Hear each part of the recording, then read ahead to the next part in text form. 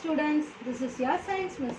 In this session, we are going to discuss Unit 22, World of Microbes, Part 3. நம்ம Part 1லையும் Part 2லையும் வந்து Structure of Microbes-யும் Applications of Microbes பற்றியும் படிச்சிருக்கோம். உங்களுக்கு புரிஞ்சிருக்கும்னு நினைக்கிறேன். ஸோ இப்போ Part 3ல நம்ம Harmful Effects of Microbes பற்றி படிக்க போகிறோம். Pathogens cause disease in two ways. Pathogens வந்து நம்மளுக்கு two waysல disease cause பண்ணுது. ஒன்று வந்து டிஷ்யூவை டேமேஜ் பண்ணுது, இன்னொன்று வந்து டாக்ஸின் செக்ரீஷன். இதெல்லாம் நம்ம வந்து பார்ட் 2லேயே ஆல்ரெடி டிஸ்கஸ் பண்ணிட்டோம். இப்போ நம்ம ரிமைனிங் பார்ட்க்கு போகலாம். நம்மளுக்கு டிசீசஸ் வந்து airborne, water born, vector born and sexually transmitted diseases, இவ்வளோ வகையான டிசீசஸ்லாம் இருக்கும். இந்த டிசீஸை பற்றி தான் படிக்க போகிறோம். இந்த டிசீசஸ்னுடைய causative organism, mode of infection, occurrence, symptoms and preventive மெஷர்ஸை பற்றி இந்த பார்ட்டில் நம்ம பார்க்கலாம். ஓகேங்களா? அதுக்கு முன்னாடி இந்த டூ யூ நோ பார்த்தீங்கன்னா ராபர்ட் கோச், அவரை வந்து என்னன்னு சொல்லுவோம்னா ஃபாதர் ஆஃப் பாக்டீரியாலஜி அப்படின்னு சொல்லுவோம். இது ஃபில்லப்பில் சூஸில் கேட்பாங்க, மார்க் பண்ணிக்கோங்க. அவர் தான் வந்து ஃபஸ்ட்டு பேத்தோஜன்ஸ்னால டிசீஸ் காஸ் ஆகும் அப்படிங்கிறத வந்து ப்ரூவ் பண்ணார். இன் 1876ல் அவர் வந்து ஆந்த்ராக்ஸ் அப்படிங்கிற ஒரு டிசீஸை நம்மளுக்கு ஐடென்டிஃபை பண்ணார். அந்த ஆந்த்ராக்ஸுங்கிற டிசீஸை காஸ் பண்ணுற பாக்டீரியாவுக்கு பேர் பேசிலஸ் ஆந்தரேசிஸ். ஓகேங்களா? சரி, இப்போ நம்ம ஏர்பார்ன் டிசீஸை பற்றி படிக்கலாம். ஏர்பார்ன் டிசீஸ், நம்ம ஹியூமன் பீயிங்ஸ் வந்து எல்லாருமே அட்மாஸ்பியரிக் ஏரை தான் வந்து இன்ஹேல் பண்ணிட்டு இருக்கோம். சுவாசிக்கிறதுக்கு அட்மாஸ்பியரில் இருக்கிற ஆக்சிஜனை தான் யூஸ் பண்ணுறோம் இல்லையா? அந்த ஆக்சிஜன் கண்டாமினேட்டட் ஏர்லேருந்து நம்மளுக்கு வந்ததுன்னா அதனால ஏர்பார்ன் மைக்ரோ ஆர்கானிசம்ஸ் நம்ம உடம்புக்குள்ளே போய் நம்மளுக்கு இன்ஃபெக்ஷன் வர்றதுக்கு நிறைய காரணங்கள் இருக்குது. Most of the respiratory tract infections are acquired by inhaling air containing the pathogens. நம்ம சுவாசிக்கிற காற்றுல இருக்கக்கூடிய மைக்ரோ ஆர்கானிசம்ஸ்னால தான், அந்த பேத்தோஜன்ஸ்னு சொல்லக்கூடிய டிசீஸ் காசிங் ஆர்கானிசம்ஸ்னால தான் நம்மளுக்கு ரெஸ்பிரேட்டரி ட்ராக்ட் இன்ஃபெக்ஷன்ஸ்லாம் வருது.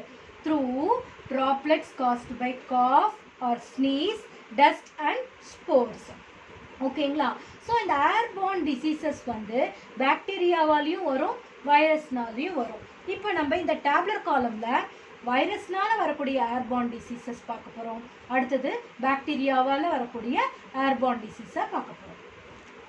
ஃபஸ்ட்டு வைரஸ்னால வரக்கூடிய ஏர்பார்ன் டிசீசஸ் எதெல்லாம் அப்படின்னு பார்த்தீங்கன்னா common gold, influenza, measles, mumps, chicken box, இதெல்லாம் வந்து வைரஸ்னால வரக்கூடிய airborne diseases. Common cold is caused by rhinovirus and the symptoms are fever, cough, running nose, sneezing and headache.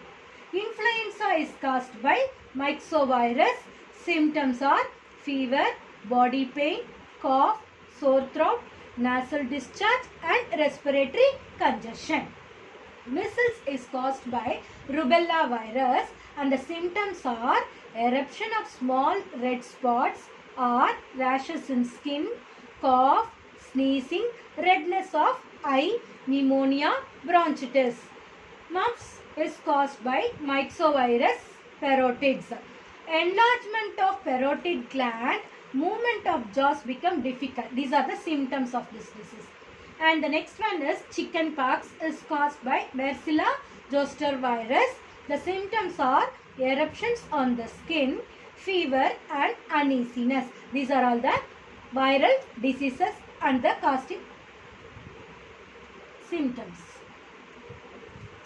And this tabular column represents airborne disease caused by bacteria.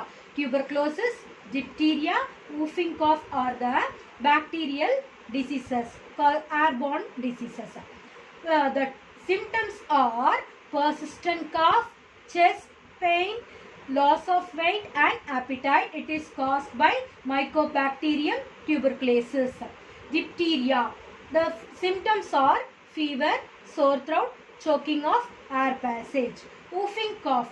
The symptoms are mild fever, severe cough ending in woof, that is loud crowing inspiration, that is giving out of oxygen.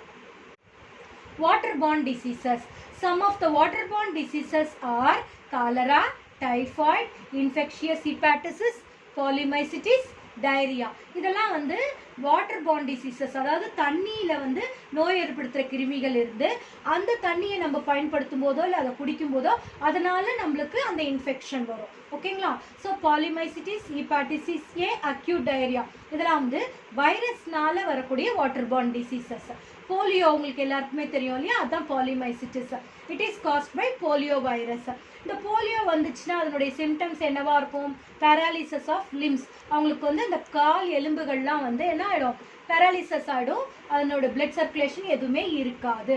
அதுக்கு வந்து ப்ரிவென்ஷனுக்கு நம்ம வந்து oral polio vaccine வந்து போடுவோம், slacks vaccine அப்படின்னு சொல்லுவாங்க. அடுத்தது ஹெப்பாட்டிசிஸ் A R infectious ஹெப்பாட்டிசிஸ். இது வந்து ஹெப்பாட்டிசிஸ் ஏ வைரஸ்னால நம்மளுக்கு அந்த இன்ஃபெக்ஷன் வருது. அந்த டிசீஸ்னுடைய சிம்டம்ஸஸ் என்னன்னு பார்த்தீங்கன்னா nausea, anorexia, acute fever and jaundice. இதெல்லாம் வந்து கண்டாமினேஷன் ஆஃப் ஃபுட்டு, வந்து கண்டாமினேட்டட் ஃபுட்டை நம்ம தடுத்தோம்னாலே, அண்ட் அந்த குளோரினேட்டட் வாட்டரை குடிக்கணும், பாயில்டு வாட்டரை நம்ம குடிக்கணும், நம்மளுடைய பர்சனல் ஹைஜீனை ப்ராப்பராக ஃபாலோ பண்ணணும். இதெல்லாம் பண்ணாலே நம்ம இந்த டிசீஸ்லேருந்து நம்மளை ப்ரொடெக்ட் பண்ணிக்கலாம். அடுத்தது அக்யூட் டயரியா. இது வந்து ரோட்டோ வைரஸ்னால வருது. இதனுடைய சிம்டம்ஸ் என்னென்னு பார்த்தீங்கன்னா vomiting, fever, watery stool with mucus. அதாவது நம்ம பாடியிலேருந்து வெளியில் வரக்கூடிய அந்த மோஷன் எல்லாம் வந்து அப்படியே தனித்தனியாக போகிற மாதிரி இருக்கும். அதுதான் வந்து வாட்டரி ஸ்டூல் வித் மியூக்கஸ் அப்படின்னு சொல்லுவாங்க. இதுக்கு வந்து நம்மளை ப்ரொடெக்ட் பண்ணிக்கணும்னா நம்ம இருக்கிற இடத்த வந்து ப்ராப்பர் சானிடேஷன், சுத்தமாக வச்சுக்கணும் நம்மளோட இடத்த. அங்கே வாட்டர் ஸ்டாக்னேட் ஆகாமல் எதுவுமே அப்பப்போ குளோரின் போட்டு ப்ளீச்சிங் பவுடர்லாம் போட்டு அந்த இடத்த வந்து சுத்தமாக வச்சுக்கணும். டேங்க்ஸ் எல்லாம் வந்து அப்பப்போ ரெகுலரைஸ்டாக வாஷ் பண்ணி க்ளீன் பண்ணி வச்சுக்கணும். சரிங்களா? அடுத்தது பாக்டீரியாவால் வரக்கூடிய வாட்டர் பார்ன் டிசீசஸ் என்னென்னு பார்த்தீங்கன்னா cholera, typhoid. Cholera is caused by vibrio cholerae அப்படிங்கிற பாக்டீரியாவால் வந்தது. இதனுடைய சிம்டம்ஸ் பாருங்க, acute diarrhoea with rice, watery stool, vomiting, muscular cramp and nausea and dehydration. உடம்புல இருக்கக்கூடிய தண்ணி எல்லாம் வெளியில் போயிடும். ஸோ உடனே அவங்களுக்கு என்ன கொடுக்கணும்? அந்த இதில் இருந்து அவங்கள ப்ரொடெக்ட் பண்ணுறதுக்கு ஓஆர்எஸ், ஓரல் ரீஹைட்ரேஷன் சொல்யூஷனை அவங்களுக்கு கொடுத்தோம்னா அவங்கள வந்து டெம்பரவரியாக அவங்கள வந்து அதுலேருந்து ப்ரொடெக்ட் பண்ணலாம். உடனே டாக்டர் கிட்ட கூட்டிகிட்டு போயிடலாம். அடுத்தது typhoid. Typhoid is caused by salmonella typhi. Typhi A, typhi பின்னு சொல்லிட்டு 2 பாக்டீரியா இருக்குது. ஸோ டைஃபாய்டு காஸ் பண்ணக்கூடிய பாக்டீரியாஸ்.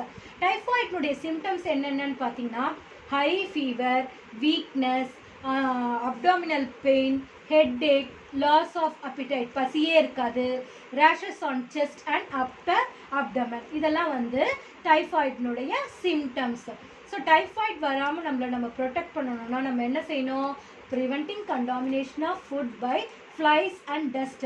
இந்த பூச்சி பறந்தது, டஸ்ட்டு பறந்த ஃபுட் எல்லாத்தையும் நம்ம வாங்கி சாப்பிட்றோம். தெரு ஓரத்தில் விற்கிற பண்டங்களையெல்லாம் நம்ம வாங்கி சாப்பிடக்கூடாது. அதுக்கப்புறமா வந்து நம்மளுடைய ப்ராப்பர் சானிடேஷனை மெயின்டைன் பண்ணோம், ப்ராப்பரான ட்ரீட்மெண்ட் எடுத்துக்கணும் டைஃபாய்டுக்கு. The next topic is vector borne disease. வெக்டர்னா என்ன? அதாவது நோய் ஏற்படுத்துகிற கிருமியை வந்து அந்த பேஷண்ட்டுக்கு பாஸ் பண்ணுற அந்த ஏஜெண்ட்டை தான் நம்ம என்னன்னு சொல்லணும்னா வெக்டர். இப்போ மஸ்கிட்டோவை எடுத்துக்கோங்க. அந்த கொசு என்ன செய்யும்? அந்த உற்பத்தி மலேரியாவை காஸ் பண்ணக்கூடிய மலேரியா இருக்கு இல்லையா, இப்போ பிளாஸ்மோடியம்ங்கிற ஒரு புரோட்டோசோனால் தான் அந்த மலேரியா நோய் வருது. அந்த மலேரியா நோயை ஏற்படுத்தக்கூடிய அந்த பிளாஸ்மோடியம்ங்கிற அந்த பாரசைட்டை ஒரு இடத்துல இருந்து இன்னொருத்தங்களுக்கு எது எடுத்துகிட்டு போகுது? அந்த மஸ்கிட்டோஸ் தான் எடுத்துகிட்டு போகுது. ஸோ அந்த மாதிரி இன்டர்மீடியேட் கேரியர், அந்த நோய் ஏற்படுத்துகிற கிருமியை ஒரு இடத்துல இருந்து இன்னொரு இடத்துக்கு எடுத்துகிட்டு போகிற அந்த ஏஜெண்ட்டை தான் நம்ம என்னன்னு சொல்லுவோம்னா வெக்டர் அப்படின்னு சொல்லுவோம். ஸோ வெக்டருக்கான டெஃபினேஷன் என்னன்னு பார்த்தீங்கன்னா vector is an agent that acts as an intermediate carrier of a pathogen. இதுதான் வந்து வெக்டருக்கான correct definition. Diseases transmitted by vector are called vector borne disease. இந்த வெக்டர்ஸ்னால ஒரு டிசீஸ் வந்து ஒரு இடத்துல இருந்து இன்னொரு இடத்துக்கு டிரான்ஸ்மிட் ஆனால் அதுதான் வந்து வெக்டர் பார்ன் டிசீஸ் அப்படின்னு சொல்லுவோம். நம்மளுக்கு ஏற்படக்கூடிய சில முக்கியமான vector born diseases, insect vector born diseases எதெல்லாம் அப்படின்னு பார்த்தீங்கன்னா மலேரியா, ஃபிலேரியா, சிக்கன்குனியா, டெங்கு, இதெல்லாம் வந்து நம்மளுக்கு வந்து வெக்டர்னால வரக்கூடிய diseases which are transmitted through animals or bird flu and swine flu. இப்போ நம்ம மலேரியாவை பற்றி பார்க்க போகிறோம். ஓகேங்களா? ஸோ உங்கள் எல்லாருக்குமே மலேரியாவை பற்றி தெரியும் அப்படிதானே? So malaria is caused by a protozoan parasite plasmodium. So பிளாஸ்மோடியம்ங்கிற புரோட்டோசோவன் பாரசைட்னால தான் இந்த மலேரியா ஏற்படுது. ஸோ இங்கே நல்லா நீங்கள் புரிஞ்சுக்கணும். மலேரியா இஸ் காஸ்ட் பை டேஷ்னு கேட்டால் வந்து நீங்கள் இந்த புரோட்டோசோவனுடைய பேர் தான் எழுதணும். புரோட்டோசோவன் பாரசைட் பிளாஸ்மோடியம் எழுதணும். மலேரியா இஸ் டிரான்ஸ்மிட்டட் பை அப்படின்னு கேட்டால் ஃபீமேல் அனபோலஸ் மஸ்கிட்டோன்னு எழுதணும். கொஸ்டினை நல்லா படிச்சுட்டு ஒரு தடவைக்கு 2 தடவை அப்புறமா எழுதுங்க. இட் இஸ் காஸ்ட் பைன்னு கேட்டால் protozoan parasite plasmodium. It is transmitted by அப்படின்னு கேட்டால் த ஃபீமேல் அனபோலஸ் மஸ்கிட்டோ. ஓகேங்களா? ஸோ பிளாஸ்மோடியமில் நம்மளுக்கு 4 ஸ்பீஷீஸ் இருக்குது. 4 species of plasmodium, namely plasmodium vivax, plasmodium malariae, plasmodium falciparum and plasmodium ovale. இதெல்லாம் தான் வந்து பிளாஸ்மோடியம்னுடைய டிஃப்ரெண்ட் ஸ்பீஷீஸ். இதில் எது அதிகமான பாதிப்பை ஏற்படுத்தக்கூடிய பிளாஸ்மோடியம்னு கேட்டிங்கன்னா பிளாஸ்மோடியம் ஃபால்சிபரம் தான் வந்து அதிகமான பாதிப்பை ஏற்படுத்தக்கூடியது. இது ஃபேட்டல், சில நேரம் மரணம் கூட ஏற்படலாம். Approximately 300 million people around the world get affected with malaria every year. ஒவ்வொரு வருஷமும் இந்த சீசனல் சேஞ்ச் வரும்போது மலேரியல் இன்ஃபெக்ஷன் வரும். ஆனால் நம்ம ப்ரொடெக்ட் பண்ணிக்கணும். இந்த இன்செக்ட் பார்ன் டிசீஸ் வராமல் நம்மளை ப்ரொடெக்ட் பண்ணிக்கிறதுக்கு ஒரே வழி வந்து நம்ம வீட்டை சுற்றி இருக்கிற இடமும் நம்ம யூஸ் பண்ணுற இடத்துலையும் மஸ்கிட்டோஸ் இல்லாமல் பார்த்துக்கணும். The malaria is spread through by a bite of an insect vector, the female Anopheles mosquito. So male mosquito கடிச்சாலாம் நம்மளுக்கு இந்த நோய் வராது. ஃபீமேல் Anopheles mosquito கடிச்சா மட்டும்தான் மலேரியா டிசீஸ் நம்மளுக்கு வரும். which feed on human blood and usually last less than 10 days. A person affected by malaria will show the symptoms. அவங்களுக்கு என்னென்ன மாதிரியான சிம்டம்ஸ் எல்லாம் வரும் மலேரியா நோய் வந்தவங்களுக்கு அப்படின்னு பார்த்தீங்கன்னா ஹெட்ஏக், அவங்களுக்கு பயங்கரமாக தலைவலிக்கும், தலை சுற்றிக்கிட்டே இருக்கும், உடம்பெல்லாம் வலியாக இருக்கும், சில்னஸ் இருக்கும், தூக்கி போடும், ஜுரம் அப்படியே குளிரும், அதுக்கப்புறம் followed by rise in temperature. இதெல்லாம் தான் வந்து சிம்டம்ஸ் ஆஃப் மலேரியா அப்படின்னு சொல்லுவாங்க. இந்த மலேரியாவுக்கு யூஸ் பண்ணுற அந்த ட்ரக் வந்து கியானைன் ட்ரக்ஸ் தான் வந்து அந்த மலேரியாவை கண்ட்ரோல் பண்ணக்கூடிய, அந்த புரோட்டோசோவன் பாரசைட்டை கண்ட்ரோல் பண்ணக்கூடிய ட்ரக் வந்து கியானைன் ட்ரக் தான். மலேரியாவை பற்றி அது எப்படி வந்து மஸ்கிட்டோவால் நம்மளுக்கு ஸ்ப்ரெட் ஆகுது அப்படிங்கிறத வந்து கண்டுபிடிச்சவர் பேர் வந்து சர் ரோலாண்ட் ரோஸ். அவர் வந்து இந்தியன் பார்ன் பிரிட்டிஷ் டாக்டர். அவர் தான் என்ன பண்ணார்னா, he identified the developing stages of malarial parasite in the gastrointestinal tract of mosquito. மஸ்கிட்டோனுடைய gastrointestinal tractல தான் அந்த different developing stages of malarial parasite இருக்கு அப்படிங்கிறத ஐடென்டிஃபை பண்ணி மலேரியா வந்து மஸ்கிட்டோனுடைய பைட்னால தான் வருது அப்படிங்கிறத ப்ரூவ் பண்ணார் சர் ரோலாண்ட் ரோஸ் அப்படிங்கிறவர். அதுக்காக அவருக்கு வந்து நோபல் பிரைஸ் கூட கொடுத்தாங்க. The next vector borne disease என்ன அப்படின்னு பார்த்தீங்கன்னா chikungunya. Chikungunya is caused by virus. உங்களுக்கு எல்லாருக்குமே இதை பற்றி தெரிஞ்சுப்போம். இதை வந்து இந்த டிசீஸை காஸ் பண்ணுற அந்த மஸ்கிட்டோக்கு பேர் வந்து ஏடிஸ் இஜிப்டி அப்படிங்கிற மஸ்கிட்டோ. இது வந்து டே டைமில் தான் நம்மளை கடிக்கும், during the day time. So day biters, aedes aegypti வந்து day biter. It causes severe and persistent joint pain. கை கால் மூட்டெல்லாம் வந்து பயங்கரமாக வலிக்கும், நம்மளுடைய பாடியில் ரேஷஸ்லாம் வரும், ஹெட்ஏக் இருக்கும், ஃபீவர்லாம் இருக்கும். ஜாயிண்ட் பெயின் வந்து ஃபீவர் நம்மளுக்கு குறைஞ்சதுக்கப்புறம் கூட ரொம்ப நாளைக்கு அந்த ஜாயிண்ட் பெயின் வந்து நம்மளுக்கு கண்டினியூ ஆகிட்டே இருக்கும். இதுதான் இதனுடைய சிம்டம்ஸ். இந்த சிக்கன்குனியானுடைய இன்குபேஷன் பீரியட், உடம்புக்குள்ளே அந்த வைரஸ் வந்து எவ்வளோ நாள் இருக்கும் அப்படின்னு பார்த்தீங்கன்னா 2 to 12 days வந்து அந்த வைரஸ் நம்மளுடைய பாடிக்குள்ளே இன்குபேட் ஆகிருக்கும். இதனுடைய சிம்டம்ஸ் அசோசியேட்டட் பார்த்தீங்கன்னா chillness, high fever, vomiting, nausea, headache, persistent joint pain, difficulty in walking are the common symptoms associated with the disease. இதுக்குன்னு தனியாக எந்த மாத்திரை மருந்தும் இல்லை. ஆனால் paracetamol is given to relieve pain and reduce fever. ஓகேங்களா? So அடுத்த வெக்டர் பார்ன் டிசீஸ் நம்ம படிக்க போகிறது வந்து dengue. Dengue is otherwise called as break bone fever. ஏன் இதை பிரேக் போன் ஃபீவர் அப்படின்னு சொல்கிறாங்கன்னு பார்த்தீங்கன்னா, எலும்பெல்லாம் உடஞ்சி போகிற அளவுக்கு வலிக்குமா, அவ்வளோ வலி இருக்கிறதுனால தான் இந்த டிசீஸ் என்னன்னு சொல்கிறாங்கன்னா பிரேக் போன் ஃபீவர் அப்படின்னு சொல்கிறாங்க. The name break bone fever was given due to the cause of intense joint and muscle pain. அதிகமான ஜாயிண்ட் அண்ட் மசில் பெயின் இருக்கிறதுனால தான் இது வந்து பிரேக் போன் ஃபீவர் அப்படின்னு சொல்கிறோம். Dengue fever is caused by a virus and it is transmitted by aedes aegypti mosquito. அடுத்தது இதனோட incubation period பார்த்தீங்கன்னா 5 to 6 days இருக்கும். Onsetting of high fever, severe headache, muscle and joint pain, rashes, haemorrhage, fall in blood platelets. Blood platelets குறைஞ்சிடும். இதுதான் முக்கியமான symptom. இதெல்லாமே வந்து இந்த டெங்கு ஃபீவர்னுடைய சிம்டம்ஸ். அடுத்து வேற என்னென்ன சிம்டம்ஸ்லாம் வரும் அப்படின்னு பார்த்தீங்கன்னா, vomiting and abdominal pain, difficulty in breathing, minute spots on the skin signifying bleeding within the skin are also associated with dengue fever. கொஞ்சம் ஹையாக போகும்போது இந்த சிம்டம்ஸ் எல்லாம் வந்து வர ஆரம்பிச்சிடும். இந்த டெங்குவுக்கு கூட என்ன டேப்லெட் நம்மளுக்கு டாக்டர்ஸ் ப்ரிஸ்கிரைப் பண்ணுறாங்கன்னா paracetamol தான். Paracetamol is given to reduce fever and body ache. Complete rest and increased intake of fluid is essential. Dengue fever வந்துச்சுன்னா கண்டிப்பாக நம்ம டோட்டல் பெட் ரெஸ்ட் எடுத்துக்கணும். 1 வீக்குக்காவது டோட்டல் பெட் ரெஸ்ட் எடுத்தால் மட்டும்தான் நம்மளால் அதிலிருந்து ரெக்கவர் ஆகி நார்மல்சிக்கு வர முடியும். அடுத்தது the extraction of tender leaves of papaya and herbal drink நிலவேம்பு குடிநீர் is given to dengue patients. இது எல்லாருமே உங்களுக்கு வந்து தெரிஞ்சிருக்கும் இல்லையா? ஸோ டெங்குக்கு என்ன கொடுப்பாங்க? நிலவேம்பு குடிநீர் கொடுப்பாங்க இல்லையா? ஸோ கண்டிப்பாக அதை நம்ம எடுத்துக்கணும். இந்த நிலவேம்பு குடிநீர் வந்து எதுக்காக நம்ம எடுத்துக்கிறோம் அப்படின்னு கேட்டிங்கன்னா, அது வந்து டெங்குனால நம்மளுக்கு பிளட் பிளாட்டிலெட்ஸுடைய கவுண்ட் கம்மியாகும் இல்லையா? ஸோ இந்த நிலவேம்பு குடிநீரை நம்ம எடுத்துக்கும் போது அது என்ன செய்யுது? நம்மளுக்கு பிளட் பிளாட்டிலெட்ஸுடைய கவுண்ட்டை வந்து இன்க்ரீஸ் பண்ணி நம்மளை அந்த டிசீஸ்லேருந்து ப்ரொடெக்ட் பண்ணுது. நெக்ஸ்ட் வெக்டர் பார்ன் டிசீஸ் நம்ம என்ன படிக்க போகிறோம் அப்படின்னு பார்த்தீங்கன்னா ஃபிலேரியா. ஃபிலேரியாங்கிறது இந்த யானைக்கால் வியாதின்னு சொல்லுவாங்க இல்லையா? அதுதான் வந்து ஃபிலேரியான்னு சொல்லுவோம். Filaria is a major health problem in India. இந்தியாவில் அதிகமான மக்கள் வந்து இந்த ஃபிலேரியாவால் பாதிக்கப்பட்டிருக்காங்க. இந்த நோயை ஏற்படுத்துறது வந்து ஒரு நெமட்டோட், அதாவது ஒரு பிளாட்டிஹெல்மின்தஸ்ன்னு சொல்லக்கூடிய ஒரு நெமட்டோட் வார்ம்னால வந்து நம்மளுக்கு வருது. ஓகேங்களா? ஸோ இது வந்து இதை காஸ் பண்ணுற அந்த மஸ்கிட்டோ, டிரான்ஸ்மிட் பண்ணுற அந்த மஸ்கிட்டோவுக்கு பேர் க்ளூமெக்ஸ் மஸ்கிட்டோ அப்படின்னு சொல்லுவோம். சரிங்களா?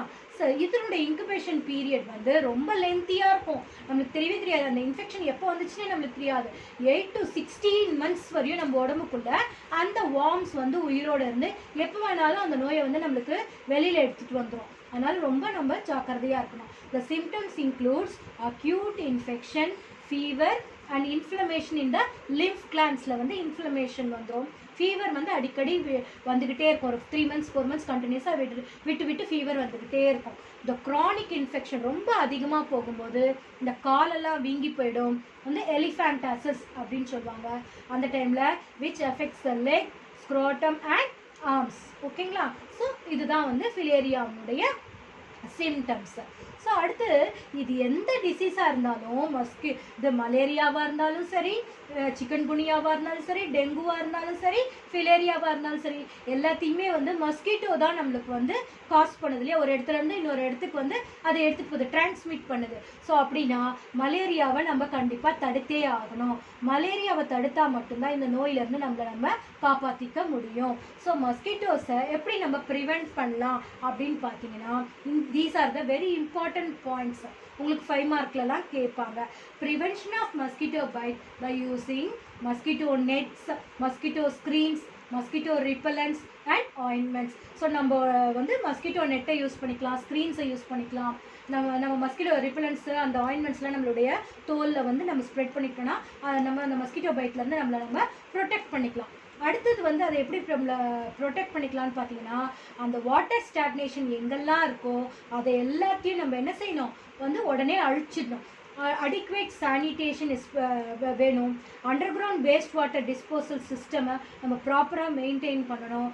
எங்கேயுமே வந்து ஸ்டாக்னேட்டட் வாட்டர் இல்லாமல் ஃபுல்லாக அதை ட்ரைன் அவுட் பண்ணிவிட்டு ட்ரையாக இருந்தால் மட்டும்தான், வாட்டர் ஸ்டாக்னேஷன் இல்லாமல் அந்த இடம் ட்ரைனாக இருந்தால் மட்டும்தான் மஸ்கிட்டோ ப்ரீடிங்கை நம்மளால் தடுக்க முடியும். அடுத்தது collection of water in any uncovered containers. So இந்த மழைக்காலங்களில் பார்த்தீங்கன்னா இந்த பழைய தொட்டி, தேங்காய் ஓடு, இந்த பழைய டயர், அதில் எல்லாம் வந்து என்ன ஆகும், தண்ணி வந்து தேங்கி நின்றுடும். ஸோ அந்த ஃப்ரெஷ் வாட்டரில் ஈஸியாக வந்து மஸ்கிட்டோஸ் வந்து ப்ரீட் பண்ணிடும். அப்போ நிறைய மஸ்கிட்டோஸ் அங்கே ப்ரொடியூஸ் ஆக ஆரம்பிச்சிடும். ஸோ அந்த மாதிரி அன்கவர்ட் கண்டெய்னர்ஸ் எதுவாக இருந்தாலும் உடனே அதை டிஸ்கார்ட் பண்ணி அந்த இடத்த நம்ம சுத்தமாக வச்சுக்கணும். அடுத்தது control of mosquito larvae by spraying oil on stagnated water bodies. Water ஸ்டாக்னேஷனை நம்மளால் சுத்தமாக ரிமூவ் பண்ணவே முடியல அப்படின்னா கூட எவ்வளோ அளவுக்கு அதை வந்து டிஸ்போஸ் பண்ண முடியுமோ அவ்வளோ அளவுக்கு டிஸ்போஸ் பண்ணிவிட்டு மீதி கொஞ்சம் கொஞ்சம் ஸ்டாக்னேட் ஆகிருக்கிற வாட்டரில் கொஞ்சம் ஆயிலை வந்து நம்ம ஸ்ப்ரே பண்ணி விட்டுட்டோம்னா அந்த இடத்துல அந்த மஸ்கிட்டோ லார்வா வந்து அதுக்கு மேலே அது வந்து என்ன ஆக முடியாது, ரீப்ரொடியூஸ் பண்ண முடியாமல் கண்ட்ரோல் பண்ணிடலாம்.